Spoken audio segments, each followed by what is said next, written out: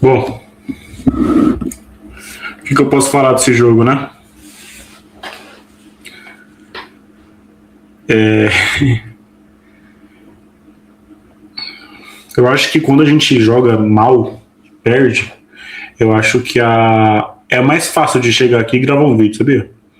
Porque aí que a gente vem aqui, extravasa, fala o que precisa falar e solta tudo que tá preso, né? A raiva, o desprezo, o nojo.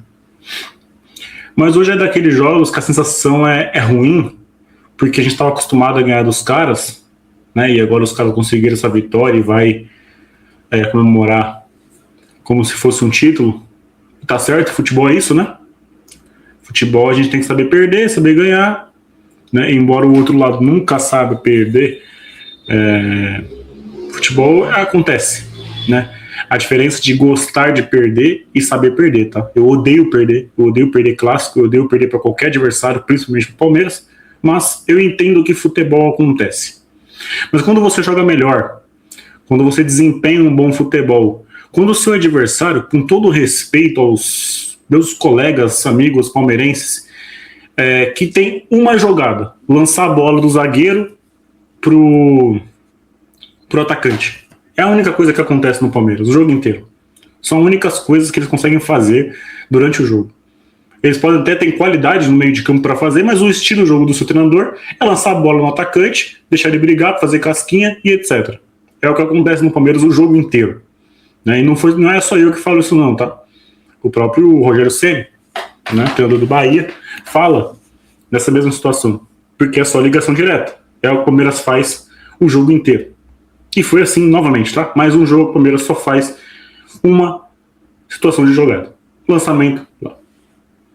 E o Corinthians foi soberano em boa parte do jogo. Com a sua dupla de zaga, com seus laterais bem, seus meio-campistas muito bem. E aí você tem um pênalti. E aí que começa a diferença de você jogar bem e você ter malícia. O Corinthians jogou bem o jogo. Teve as melhores chances, teve as melhores jogadas criadas, né? Jogadas entre aspas, né? Foi mais finalizações de fora da área e etc. Bola de cabeça no escanteio. Não teve um cara a cara, mas as melhores chances foram do Corinthians. E aí começa a diferença de falta de malícia e jogar bem. O Corinthians jogou bem, mas não tem malícia. Parece que é um time completamente inocente, né? Achando que no futebol tem muito coisa, só tem boas pessoas, bons samaritanos, que não tem ninguém com malandragem. Tem o pênalti do Carlos Miguel, bem marcado, em cima do Gustavo Henrique. E aí o Gustavo Henrique tá no chão. Quando o juiz, o senhor Rafael Claus, confirma o pênalti, todo mundo vai rodear lá o Gustavo, que ficou uma eternidade no chão, e o Andreas Pereira do Palmeiras estava na marca do pênalti fazendo uma cava, deixando ali irregular. E nenhum jogador do Corinthians teve a capacidade, né, e a inteligência, até mesmo a iniciativa de chegar lá, empurrar ele de lá e avisar pro Klaus. Porque o Klaus estava encoberto com todos os jogadores ali vendo o Gustavo Henrique no chão e o Andreas Pereira lá, mexendo na marca da Cal, mexendo. E nenhum jogador do Corinthians teve a capacidade de chegar lá e falar assim: qual foi, irmão? Tirar ele dali, impedir que ele faça isso. E mostrar pro Rafael Claus, ó, o cara fez uma cava na marca da Cal. E aí, como é que vai fazer? O que vai ser feito? Entenderam a gravidade da parada? De você não ter malícia no futebol? Futebol é malandragem, cara. Futebol, você tem que ser mais, dos espertos, você tem que ser mais inteligente. Você tem que entender que não tem bonzinho no futebol. Que só tem macaco velho no futebol. Só tem macaco velho no futebol. Mundial. Faltou malícia pro Sr. Memphis olhar a marca da Cal e falar: pô, isso aqui tá irregular, vou colocar a bola um pouco mais para trás. Faltou malandragem no Memphis também. Quem ele escorregou é culpa dele? Não. Nenhum jogador que bateu o pênalti escorregar. E aí já tem um torcedor de rede social falando: 4 milhões para quê? E vai ter. Agora vai aparecer um monte. O que torcem pro jogador ir mal para criticar. para criticar e... Crítica tem que ter. Mas tem torcedor que torce pro cara ir mal para falar que tá certo. Para provar que tá certo. Porque quer ter razão. Quer se sentir o bonzão. Quer ver o comentário lá e repercutir. A diferença de você criticar e você querer estar certo é bem diferente. Tem torcedor e torcedora que gosta que o cara vá mal pra tá certo. Pra vir em videozinho, descer o cacete pra provar que tá certo. Em vez de se preocupar com o clube, em vez de torcer pro cara ir bem, pro clube ser beneficiado. Tá? Então faltou malícia pro seu Memphis. Faltou malandragem de olhar a marca da cal, ver que tá irregular, ver que alguém fez uma cava ali, fez um buraco, deixou só lama. Que ele escorregou, acontece. Qualquer jogador pode escorregar na cobrança de pênaltis. Nenhum jogador quer bater o pênalti e escorregar. Nenhum jogador quer bater o pênalti e escorregar. Porém, cadê a malandragem? Cadê os jogadores do Corinthians para evitar isso?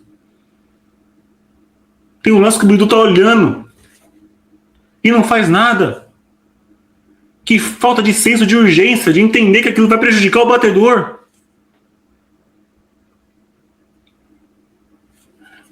Cadê o senso de urgência? Não tem. É proibido ter senso de urgência no time. Pelo amor de Deus. E mesmo assim, depois do pênalti, o Memphis se abala. Claramente, normal, o jogador que perde pênalti vai se abalar, vai sentir um pouco o jogo, a confiança vai cair. Tá? É padrão, normal. Mas o time continua ok. Errando algumas coisas, como é normal num clássico. Estava indo bem. Intervalo. Não tem mudança. Tá? O Corinthians volta melhor, conseguindo anular os dois atacantes do Palmeiras, que só fazem uma situação de jogada, marcando pressão. Os volantes do Palmeiras não jogam, os mesmos Palmeiras não jogam, a bola passa por eles por cima, parecendo cometa, só fica olhando para cima.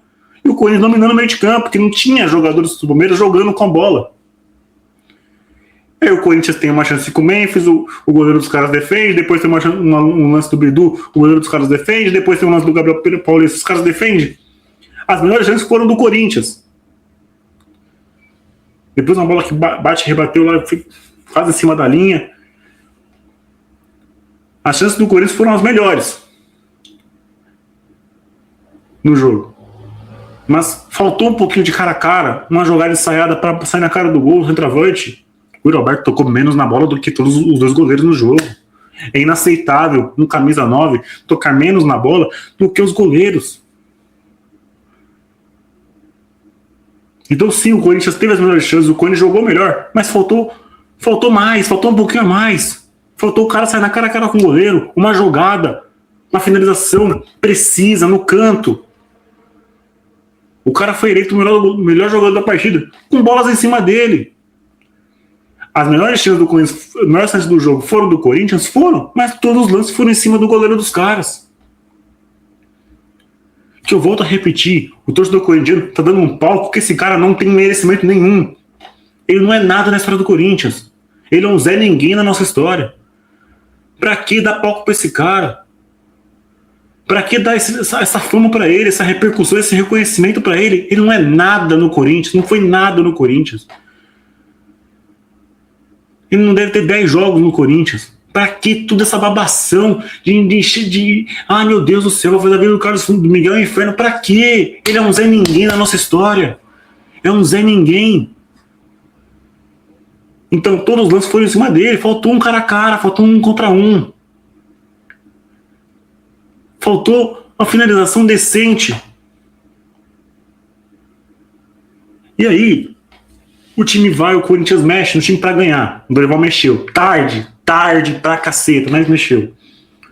Ele tira o Matheus Pereira, que tava bem no jogo, e coloca o Garro. O que a gente imagina quando entra o Garro? Vai ter Garro e Bidon, o Corinthians vai melhorar.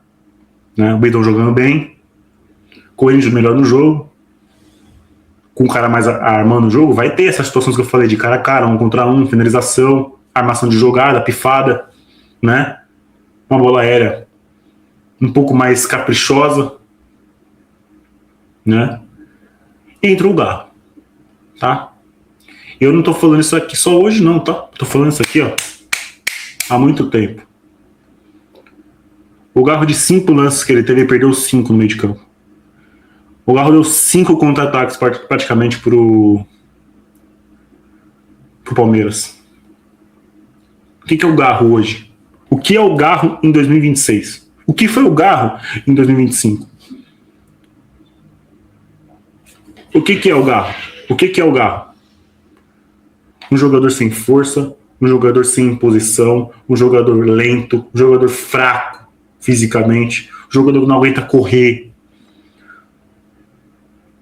um jogador limitado fisicamente, debilitado. A gente sente o Garro debilitado fisicamente.